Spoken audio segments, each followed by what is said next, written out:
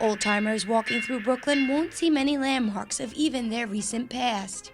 With rapid gentrification spreading across the borough, few relics remain. But those that have survived chic apartment complexes in Williamsburg are rooted in Catholic traditions, like the Italian restaurant Bamonte's and our favorite feast at Our Lady of Mount Carmel. Both over 100 years old, they are jewels in the forever changed Williamsburg. Today I sat down with the owners of Bamonte's to learn more about Williamsburg's past. Nobody really had much of anything, but people had their friendship, they had one another. They had that common bond with one another, and a neighbor was a neighbor. Everybody knew one another. Everybody knew one another's business. Like years ago, you were born here, you probably died here. I never believed in changing, I felt that, you come in here, I didn't want to change.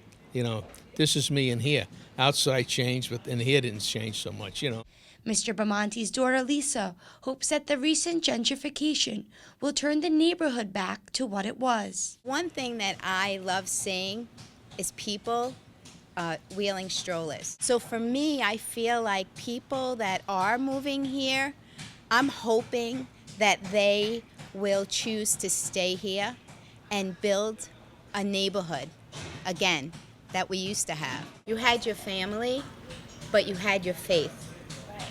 And family and faith is what holds a community together. I also spoke to Monsignor Joseph Calise, the pastor at Our Lady of Mount Carmel, about how the parish was able to keep the 127-year-old religious feast a constant in an ever-changing neighborhood. The neighborhood is changing, and it's changing very rapidly.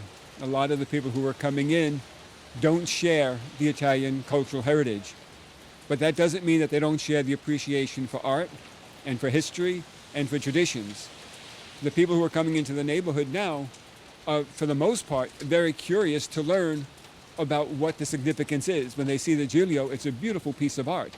When they hear the story, just the fact that a legend like that's been passed down, that's so important to a culture, has been kept alive, people find very, very enticing. As a matter of fact, the only complaint I got last year from the new people in the neighborhood is that we closed too early.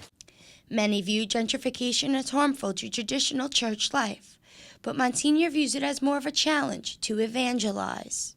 It becomes then for us a wonderful opportunity for evangelization.